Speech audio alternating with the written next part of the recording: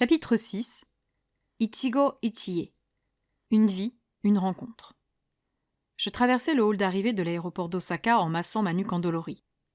12h30 de vol, sans escale, sur un siège de 45 cm de large. Le Japon, c'était décidément très loin, hein.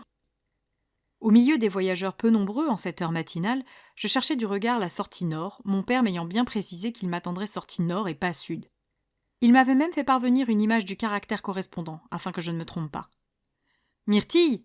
Myrtille !» entendis-je appeler. J'aperçus mon papa au loin, la main en l'air pour attirer mon attention.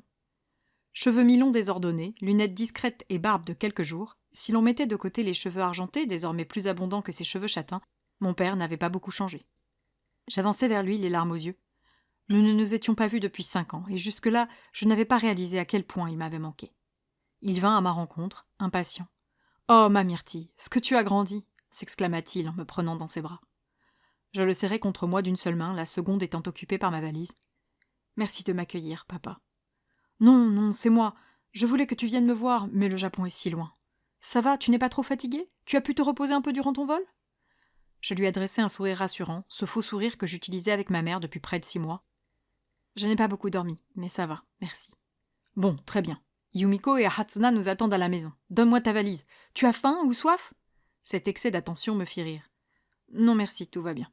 Tu habites loin de l'aéroport ? » Un peu plus d'1 heure en voiture, mais tu vas voir, le temps est magnifique aujourd'hui. Le voyage sera très agréable. Nous sortîmes de l'aéroport pour rejoindre le parking dans un rayon de soleil de printemps. Mon père s'arrêta devant une Toyota Yaris, exactement le même modèle que ma maman. Machinalement, je me dirigeai vers la droite du véhicule. « Ah, désolé, ici c'est l'inverse !» s'amusa mon papa en faisant claquer la porte du coffre où il venait de ranger ma valise. « Ah oui, pardon. Je l'ai lu pourtant qu'ici on conduisait à gauche. » Je fis le tour de la voiture pour m'installer à gauche pendant que mon père s'asseyait devant le volant. Il mit le contact. « Ta mère m'a dit que tu avais passé les 2 derniers mois à préparer ton voyage. C'est bien ça !» Oui, comme j'étais larguée niveau culture japonaise, je me suis dit que j'allais me renseigner un minimum avant de débarquer, histoire d'éviter les bêtises. Préparer mon séjour m'avait également permis d'oublier le reste, et depuis 1 mois et demi, j'allais un peu mieux. Je passais moins de temps à réfléchir, même si j'avais toujours aussi peu d'estime pour moi. Ne t'en fais pas, tu vas voir, on s'habitue très vite. Et puis si tu as la moindre question, Hatsuna, Yumiko ou moi pouvons t'aider. Je compte sur vous. Et tu peux. Hatsuna n'a que ton prénom à la bouche depuis 3 semaines. Elle est très impatiente de rencontrer sa grande sœur. Elle aurait aimé venir te chercher, mais c'est la rentrée pour elle cette semaine et elle devait aller faire quelques achats avec Yumiko. Ah oui, c'est vrai que la rentrée scolaire est au mois d'avril ici, réalisai-je. Oui, mais le lycée français de Kyoto est au rythme de la France. Tu arrives donc en cours d'année. Comme convenu. Oui, maman m'a averti, dis-je d'une voix neutre. Inutile de lui expliquer que les cours étaient le cadet de mes soucis. Mon père se présenta à la sortie du parking. La barrière lui annonça quelque chose en japonais. « Toujours pas décidé à passer ton bac en juin ?» demanda-t-il en glissant son ticket dans la machine. Je me concentrai sur le tableau de bord. La question avait été posée prudemment. « Je n'ai pas trop la tête à ça. »« D'accord, profite de ces quelques mois pour t'amuser et découvrir. Et puis, la suite, on avisera, hein » conclut-il sur un ton détendu. Je pinçai les lèvres. De toute évidence, ma maman lui avait bien transmis le message. Fous-lui la paix sur les cours, hein. Mon portable se manifesta. « De maman. Tu es bien arrivé? Tu as mangé dans l'avion? Tu as dormi? Tu as pu retrouver ton père ?»« Laisse-moi deviner. C'est ta mère, » supposa mon papa en entrant sur le pont qui nous permettrait de rejoindre la terre ferme. Je hochai la tête. « Tu la connais bien. »« Ah, ça, sa petite princesse partie au bout du monde, je me demande comment elle tient encore debout. » Je me raidis en m'entendant qualifier ainsi. C'était dans quel Disney, déjà, la princesse qui couchait avec un crétin et qui décidait d'avorter ? Je me concentrai sur mon portable pour oublier. De Myrtille. Oui, bof, non et oui. Je suis en voiture, on roule en direction de Kyoto. J'espère que tu vas apprécier la vie ici. Je soupirai en rangeant mon téléphone. Oui, moi aussi. Il y eut un silence. N'hésite pas si tu as la moindre question, surtout, insista-t-il. Je ne répondis pas.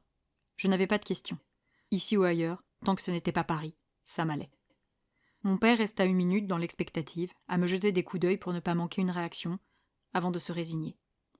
Nous ne nous étions pas vus depuis 5 ans. J'avais 1 million d'aventures inédites à partager avec lui.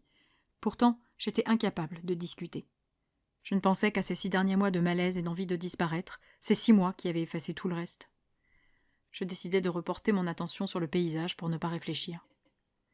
Mes premières impressions sur le Japon depuis l'autoroute ? Une architecture grise où le fonctionnel semblait primer sur l'esthétisme, des villes denses et hautes, de majestueuses montagnes verdoyantes en arrière-plan, et une étonnante absence de modernité apparente. On parlait souvent du Japon comme une pointure de la technologie, le pays des robots, un des leaders du microcomposant. Pourtant, là, entre les palissades en plexiglas usé encadrant la route et les barrières de péage orange, il ne me paraissait pas beaucoup plus évolué que la France. Mon papa, sa compagne et la fille de cette dernière vivaient à Kyoto, ancienne capitale du Japon, haut lieu de culture et d'histoire. Située au sud de l'île principale de l'archipel, entourée de montagnes et bordée à l'est par le lac Biwa, la ville était réputée pour abriter un grand nombre de temples et de palais qui attiraient quantité de touristes des 4 coins du monde. Je ne risquais pas de manquer de croiser des visages occidentaux. Avec 1 500 000 habitants, elle faisait partie des 10 villes les plus peuplées du Japon et c'était à peu près tout ce que je savais sur Kyoto. Après un peu moins de 2 heures de route, mon papa se faufila dans une zone d'habitation aux rues étroites où il s'arrêta devant une maison récente encaissée entre 2 autres bâtisses. 2 mots pour résumer le quartier, relief et agglutination. L'altitude variait étonnamment d'une rue à l'autre, et j'ignorais la densité de population au mètre carré à Kyoto, mais le chiffre devait faire peur. Mon père quitta un instant le véhicule pour aller replier la grille qui marquait l'entrée du garage, un petit auvent adjacent à la maison. Je me demandais bien comment il allait s'y prendre pour faire entrer sa voiture dans un espace aussi exigu. « Je te laisse sortir, tu ne pourras plus une fois garé », m'avertit-il en reprenant place devant le volant. Je descendis donc de la voiture et patientai près du muret où était accroché un panneau Brissé Sato en alphabet latin, le nom de mon père et, probablement, celui de Yumiko et de sa fille. J'entendis soudain japper. « Ah, Myrtille! Milechiyu !» Je me tournai vers la porte de la maison où se tenait une femme japonaise dans la cinquantaine, aux cheveux noirs coupés au carré et aux lunettes au verre épais, ainsi qu'une jeune fille d'une 15aine d'années, cheveux noirs également, ramenés en chignon au sommet du crâne. Cette dernière n'était pas très grande et avait un sourire magnifique malgré sa canine qui partait légèrement de travers. « Bonjour !» saluai-je dans leur langue en me penchant légèrement en avant. « Hé, sugoi !» s'étonna la jeune fille auprès de sa mère.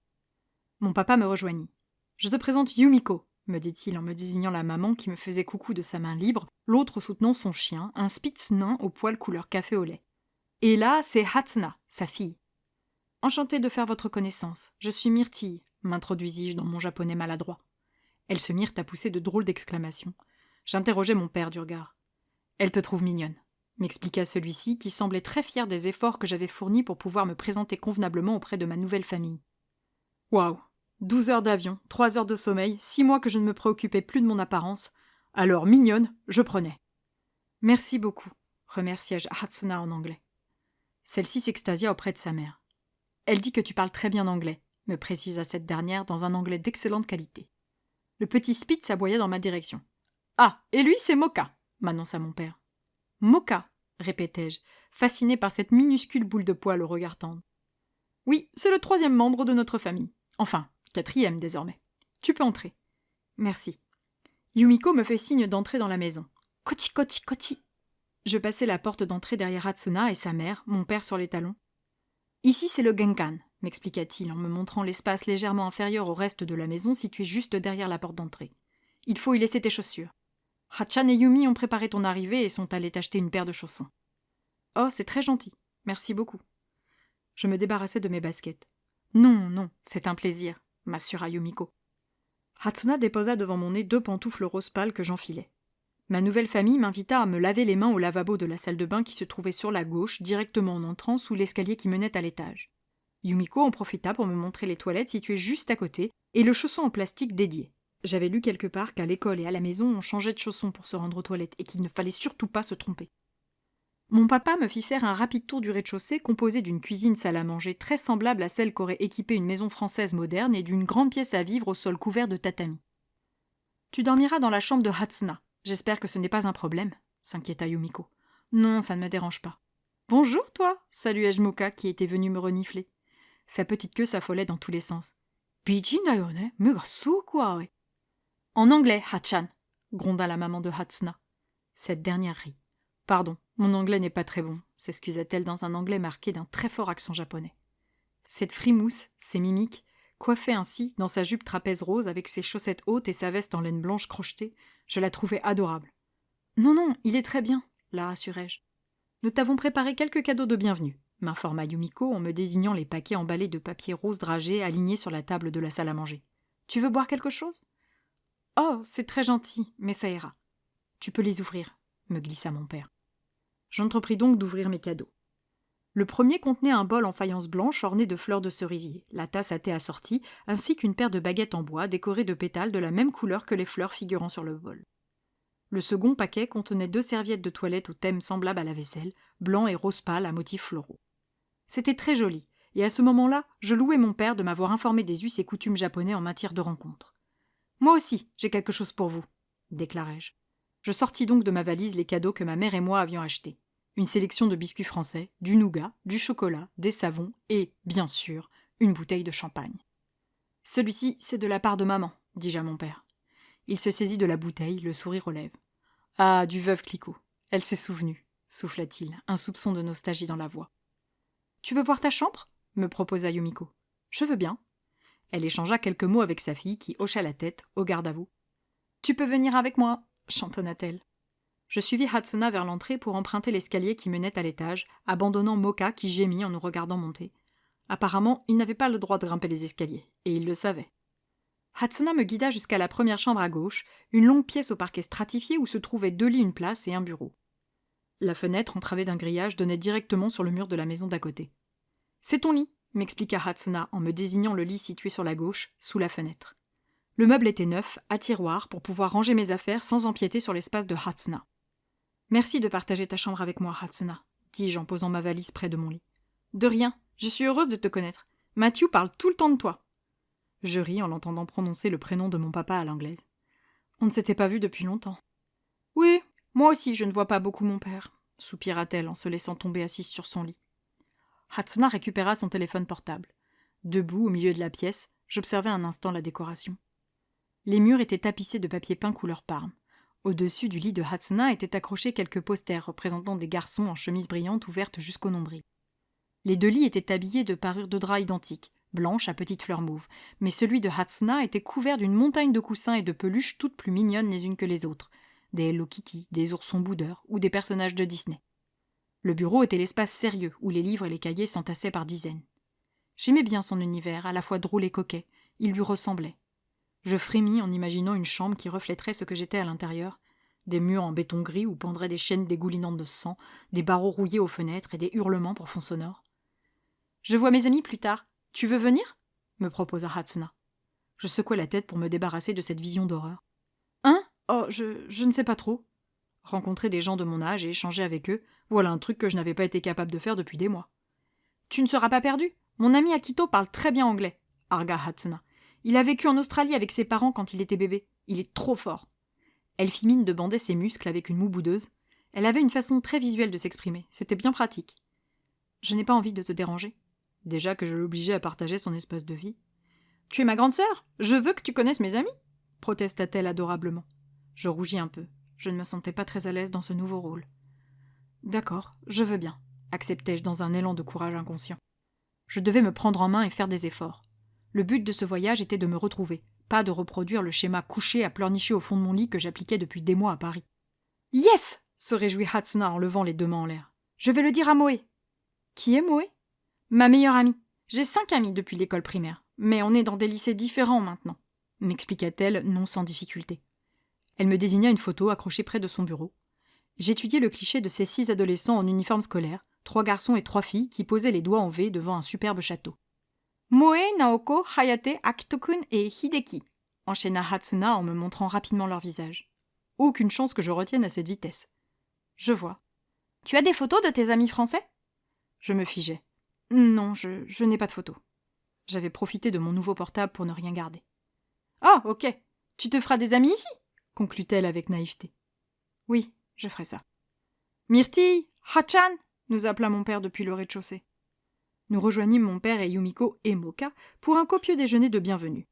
Au menu, viande de bœuf grillée, un yakiniku, riz blanc, salade de choux, soupe miso et pour le dessert, un superbe gâteau aux fraises acheté dans une pâtisserie renommée et que Yumiko avait choisi pour sa décoration à base de myrtilles. Difficile d'imaginer accueil plus chaleureux de la part de mon père et de sa famille. Une fois le déjeuner terminé, je montai défaire ma valise et me reposai un peu avant d'aller retrouver les amis de Hatsuna dans le centre de Kyoto. J'étais un peu patraque à cause du décalage horaire, mais dans la mesure où je commençais les cours après-demain, à glander au lycée était plus proche de mes projets, je voulais me mettre rapidement à l'heure locale. Il était 15h20 lorsque nous quittâmes toutes les deux la maison pour rejoindre la gare dans ma toute première aventure japonaise. J'observais les rues paisibles, les bâtiments à l'architecture peu familière et les modèles de voitures que je n'avais encore jamais croisés. J'étais agréablement perdue. Arrivé à la gare, Hatsuna m'aida à acheter mon ticket à une des machines. Et heureusement, parce qu'avec mon niveau de japonais combiné à la fatigue, j'en aurais été bien incapable. Mon titre de transport en poche, nous franchîmes les portiques nous permettant d'accéder aux voies. Je restais muette d'admiration devant les quais impeccables, les sièges propres et vierges de tout tag. Pas un papier par terre, pas un chewing-gum collé au sol, ni d'odeur d'urine. Pour moi, qui étais habituée depuis toute petite au métro parisien, c'était la claque là. C'était possible un tel niveau de civisme? Nous montâmes dans le train en direction du centre-ville où nous attendaient les amis de Hatsuna avec lesquels elle échangeait par écrit depuis notre départ de la maison. Ma tête tournait un peu à cause de la fatigue et, confortablement installée sur les banquettes moelleuses du train, je me mis à somnoler. C'est Hatsuna qui me réveilla quand nous fûmes arrivés à la station Karasuma. Je suivis ma petite sœur sur le quai, puis en dehors de la gare, groggy. Le quartier était animé et gorgé de touristes. Nous croisâmes plusieurs groupes d'étrangers, dont certains parlaient même français. « Sato !» cria quelqu'un alors que nous avancions en direction du McDonald's devant lequel la petite équipe avait prévu de se retrouver. « Moe-chan !» répondit Hatsuna en agitant les deux mains en l'air. Je souris à la bande d'amis. Il y avait un peu plus de monde que sur la photo accrochée dans la chambre de Hatsuna. Cette dernière m'introduisit auprès de ses amis en japonais. « Enchantée de faire votre connaissance, je suis Myrtille », me présentai-je avec ma phrase bateau apprise par cœur. Tous partirent en éclats de voix, de grands « wow » et de bruyants « oh » d'admiration. « Ja !» commença Hatsuna. « C'est Moe, Akito, Hideki, Naoko, Hayate, et là tu as Kaede, Izuho et... » Je lâchai prise et n'écoutai pas les noms qui suivirent. Ils étaient trop nombreux. Je n'étais pas familière des prénoms japonais, et, accusant les 8 heures de décalage horaire et les 12 heures de voyage, mon cerveau ne fonctionnait pas à sa pleine puissance à ce moment-là. Je me contentais donc d'échanger des sourires polis accompagnés de petites courbettes. Ils avaient tous l'air très gentils, et un peu impressionnés de se retrouver confrontés à quelqu'un incapable de communiquer dans leur langue. Hatsuna attrapa par le cou d'un grand maigre avec un rictus de prédateur et des cheveux noirs mi-longs aux mèches savamment placées. Elle semblait vouloir l'obliger à me parler, et il n'était de toute évidence pas très emballé par l'idée. « Nanja soria !» brailla-t-il. « C'est Akito-kun, il est très bon en anglais !» m'expliqua Hatsuna. « Ie, sonna koto nai yo !» protesta ce dernier, en reprenant vivement son bras. Hatsuna et Akito se mirent à s'engueuler. Je regardais le groupe d'amis discuter et échanger entre eux, me laissant totalement dans le brouillard. Peut-être se moquait-il de moi? Étonnamment, cela ne m'inquiétait pas trop. Au moins, là, j'étais certaine qu'il ne commérait pas sur ce qui m'était arrivé et qu'il ne jugeait pas ma décision. Je repoussai hors de mon esprit les souvenirs qui pointaient le bout de leur nez. « Bonjour, Myrtille. Mandake. Myrtille. Tentai-je d'aider Akito en prononçant exagérément chaque syllabe. Mon prénom semblait être un véritable cauchemar pour les Japonais. « Ok. Bonjour, moi Akito. Je vis Australie quand je suis jeune, m'expliqua-t-il dans un anglais abominable. Si tu as besoin de quelque chose, dis-moi. Je hochai poliment la tête. Merci. Les autres s'extasièrent sur la performance d'Akito, même Hatsuna qui n'avait pourtant strictement rien à lui envier. Tous s'entendirent pour m'emmener découvrir la ville. Nous remontâmes d'abord une rue sans intérêt où les enseignes de luxe s'enchaînaient. Puis nous prîmes sur la droite, sur Teramachi, de ce que je pouvais lire en lettres latines sur les arches marquant l'entrée de cet espace couvert. Il y avait foule pour parcourir cette succession de ruelles piétonnes où s'alignaient boutiques populaires et restaurants traditionnels. Un peu en retrait derrière le groupe, j'observais tout ce qui se présentait sous mes yeux, émerveillé. Akito se tournait de temps en temps vers moi pour m'expliquer un détail avant de repartir échanger en japonais avec ses amis pour les faire rire. Il m'utilisait pour se valoriser. Ce n'était pas très agréable, mais je passais. J'étais au bout du monde. Je ne comprenais rien à ce qui m'entourait, ni aux gens qui m'accompagnaient. Je n'avais aucune référence. Les enseignes et les publicités qui défilaient devant mon nez ne s'adressaient pas à moi. Je ne pouvais lire qu'un panneau sur 3, et ce sentiment était parfaitement génial. Un peu fatiguée par la balade, la petite bande d'amis suggéra de faire une pause dans ce qu'ils appelaient un family restaurant. Je suivis donc le groupe au 3e étage d'un bâtiment ressemblant à un immeuble de bureaux. Je compris alors qu'un family restaurant était un restaurant bon marché et convivial, idéal pour manger en famille. Nous rassemblâmes plusieurs tables afin que tout le monde puisse s'asseoir. L'établissement proposait une grande variété de plats d'inspiration italienne. Certains commandèrent des glaces, un autre opta pour une assiette de spaghettis, apparemment affamé. Moi, j'étais un peu gênée. Je n'avais pas encore d'argent. Je venais de descendre de l'avion et mon père avait promis à ma mère de tout gérer. Seulement, il avait oublié de me donner quelques yens avant de partir, tout mon papa. Et je ne me voyais pas utiliser la carte Visa que m'avait confiée ma mère pour un simple verre de coca. Je ne pouvais donc compter que sur Hatsuna, qui s'avérait bien trop accaparé par Akito. « Hé, toi venir d'où » me demanda celui-ci dans son anglais toujours aussi bancal. Hatsuna et sa meilleure amie le dévoraient inlassablement des yeux. Elles ne prenaient même pas la peine de cacher leur admiration, et je trouvais ça un peu malsain. « De Paris, répondis-je. « Oh, Paris! Paris !» s'extasièrent-ils. Akito enchaîna avec une plaisanterie qui sembla beaucoup les amuser. J'observais ce dernier en faire des caisses. J'avais bien compris que ma petite sœur avait le béguin pour lui, mais pour moi, tous les signaux étaient au rouge. Il parlait fort et sans gêne, avait une posture débonnaire, saisissait toutes les occasions pour se valoriser, quitte à piétiner ses amis en passant. Ne comprenant pas la langue, je m'attardais sur les corps, les visages et les intonations, et Akito avait quelque chose en commun avec Baptiste, ce qui ne laissait rien présager de bon. Ou bien c'était juste cette foutue mèche qu'il s'appliquait à maintenir en place régulièrement qui me rappelait l'horrible touffe qu'entretenait Baptiste avec obstination. « Ma sœur est déjà allée à Paris », m'expliqua laborieusement un des garçons. Je me contentais de sourire, ne sachant pas trop quoi faire de cette information. Ils se remirent alors à échanger en japonais. Je soupirais en observant la salle du restaurant. Je n'avais pas imaginé que la barrière de la langue serait si pesante. À ce moment-là, j'étais seule au milieu des autres, exactement comme en France, et les idées noires revenaient. Que diraient ces ados insouciants s'ils connaissaient la vérité sur mon compte? Leur regard changerait, assurément.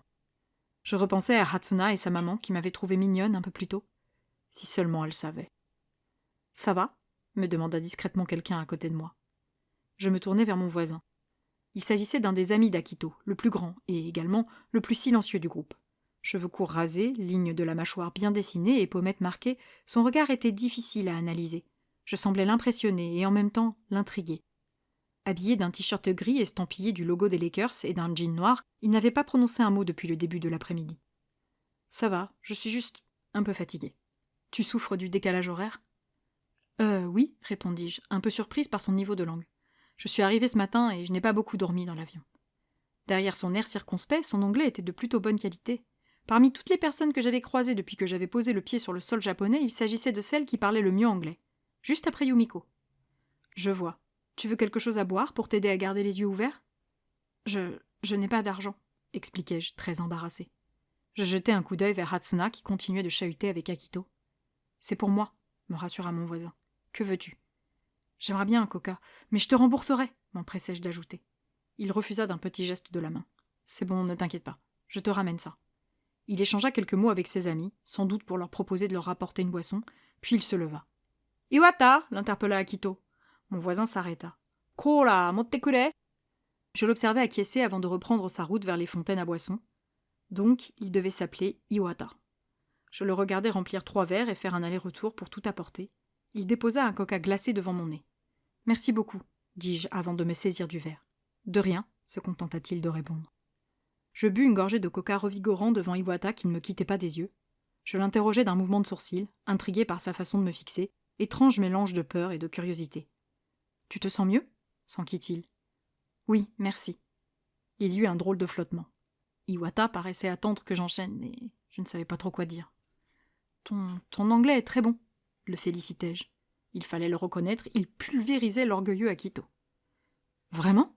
demanda mon voisin avec espoir. « Oui, vraiment. » Il pinça les lèvres pour s'empêcher de sourire trop franchement.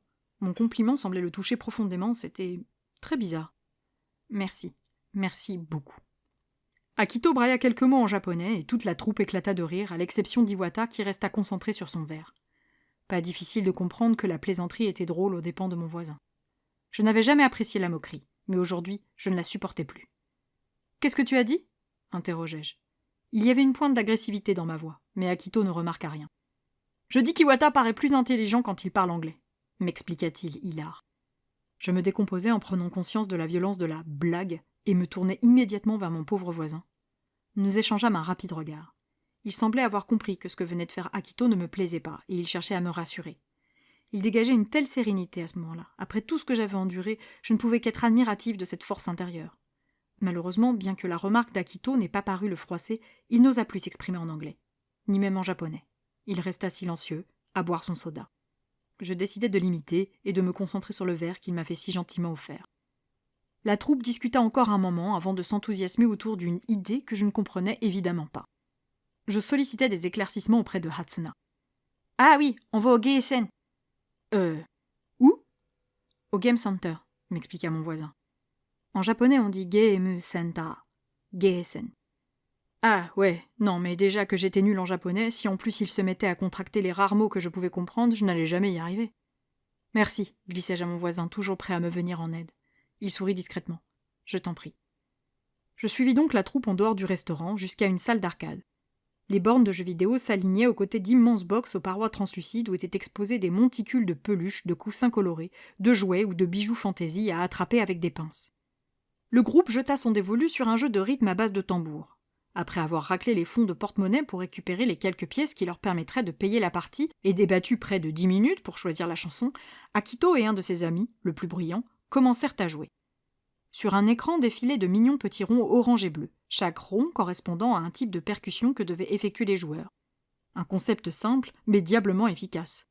Les deux garçons avaient l'habitude et enchaînaient rapidement sous les cris des filles qui dévoraient toujours Akito des yeux. Un peu vexés par leur score, ils abandonnèrent la machine pour aller s'amuser sur un jeu de basket. J'allais pour emboîter le pas des filles quand Iwata m'arrêta. « Tu veux essayer ?» me proposa-t-il en me désignant le jeu qu'Akito et son ami venaient de quitter. Je me tournai vers lui. Décidément, ce jeune homme était mon ange gardien.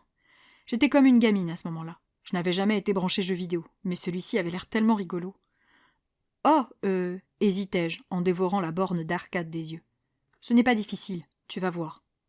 En prenant place devant le tambour de gauche, je réalisai que je ne pouvais pas payer ma partie. Ah, je suis désolée, mais je n'ai toujours pas d'argent. Il inséra une pièce dans la machine. Aujourd'hui, c'est tout pour moi.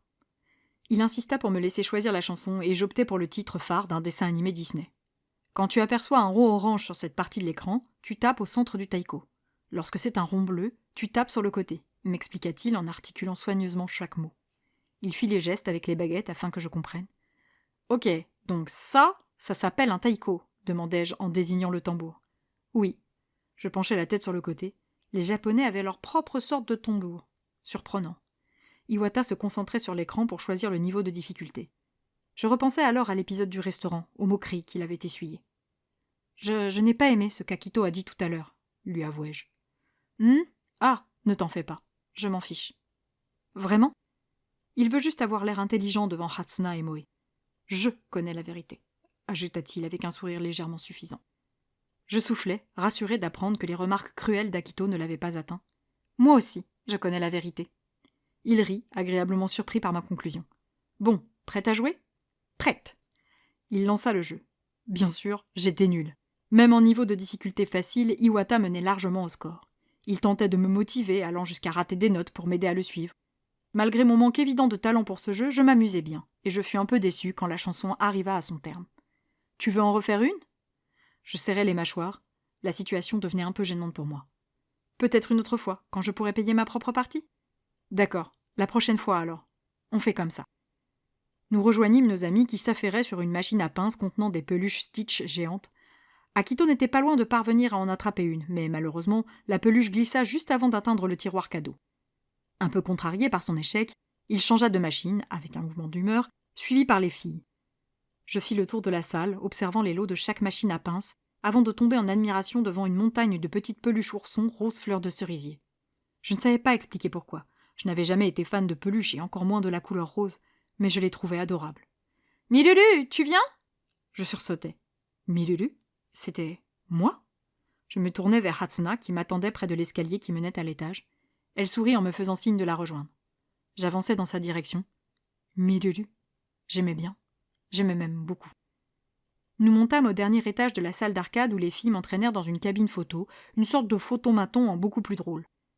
En effet, une fois nos photos prises, la machine nous laissa les modifier. Joues bien roses, regards lumineux, filtres colorés, petites étoiles en arrière-plan ou décors de saison, de quoi rendre nos clichés uniques. Nous récupérâmes une planche de nos minuscules photos, des pelliculas, de ce que j'avais compris, que les filles découpèrent au ciseau, non sans avoir pris soin d'en avoir fait envoyer une version sur leur téléphone portable. Et c'est donc mes photos de la taille d'un timbre-poste à la main que je redescendis au rez-de-chaussée de la salle d'arcade où les garçons nous attendaient. La bande d'amis échangea quelques mots pendant que j'admirais encore et toujours nos clichés. Hachan maîtrisant parfaitement la machine, elle s'était amusée à grossir mes yeux pour me donner des allures de personnage de dessin animé. J'étais à la fois mignonne et bizarre. Biznionne. « On va rentrer, Milulu ? Maman et Matt veulent aller au restaurant ce soir pour fêter ton arrivée, » m'expliqua Hachan. « Un restaurant ? Waouh, je ne sais pas si je vais tenir. » J'étais au bout de ma fatigue, là. Je luttais pour tenir debout. Mon compagnon de taiko arriva depuis le fond de la salle d'arcade. Difficile de le louper, il était vraiment grand par rapport au reste des membres du groupe. et par rapport aux autres personnes qui traînaient dans l'établissement d'ailleurs. Mon regard s'accrocha alors aux peluches qu'il avait dans les mains, 3 adorables petits oursons rose pâle. Je les trouvais tellement beaux que je ne pouvais m'empêcher de les contempler avec envie. Il s'arrêta devant moi et m'en tendit un. « C'est pour moi ?» m'étonnai-je. Il hocha la tête. « Nihon e yokoso » m'adressa-t-il d'une bien jolie voix grave. Je m'en saisis timidement. Est-ce qu'il m'avait vu les admirer un peu plus tôt ou bien s'agissait-il d'un heureux hasard? Il distribua les 2 autres peluches à Hatsuna et Moe qui piaillèrent des kawaii. « Merci beaucoup », dis-je en m'arrangeant pour planter mes yeux dans ceux d'Iwata afin qu'il comprenne bien que ce n'était pas uniquement merci pour l'ourson, mais bien merci pour l'ensemble des œuvres de cet après-midi. Il se gratta la nuque en regardant ailleurs. Mes remerciements semblaient le gêner. Ce n'est pas grand-chose. « Mais Lulu, il faut vraiment qu'on rentre, » insista Hatsuna. « Ah, d'accord. » Je me tournai vers la petite bande qui m'avait si gentiment supporté tout l'après-midi. « Merci à tous, » leur adressai-je dans mon japonais balbutiant. « Arigato, Miru-chan. Bye bye, matane, Miru-chan. » Hatsuna et moi saluâmes encore et encore ses amis avant de nous éloigner pour sortir de la salle de jeu. Nous remontâmes la rue pour regagner la gare. Je ne quittais pas des yeux mon petit ourson rose, fasciné par le souvenir de cette étrange première journée. « Qu'est-ce que tu penses d'Akito ?» interrogea Hatsuna avec une certaine exaltation. Je fis la moue. Honnêtement, je le trouve pas très sympathique. « Hein? Mais il est super gentil !» répliqua-t-elle, légèrement contrariée que je ne partage pas sa passion pour le jeune homme. Je pinçai les lèvres pour m'empêcher de faire tout autre commentaire. De toute façon, j'aurais été bien mal placé pour lui donner des leçons. Je ne savais pas choisir les garçons. Mon histoire avec Baptiste en était une belle démonstration. Je secouai la tête pour éviter de repenser à lui et au reste. « Tu vois, repris-je, je pense que le plus intéressant de ce groupe, c'est Iwata. » Les yeux de Hatsuna s'écarquillèrent. « Eh? Iwata ?» Il ne m'a adressé la parole qu'au bout d'1 heure pour ne pas diminuer Akito alors que c'était lui le meilleur en anglais. Il est poli, attentionné et généreux, dis-je en levant le petit ourson qu'il m'avait offert. Hatsuna ne semblait pas très convaincue. Ou bien ma phrase était un peu trop compliquée pour elle? Iwata-senpai est un beau garçon, concéda-t-elle, mais il n'est pas très intelligent ni gentil. Iwata, c'est son nom de famille? Elle confirma d'un coup de menton. Son prénom c'est Hayate, et son nom de famille c'est Iwata. Moi c'est Hatsuna et Sato, m'expliqua-t-elle malicieusement, un doigt appuyé sur son nez pour se désigner. Je souris. Oui, j'avais compris.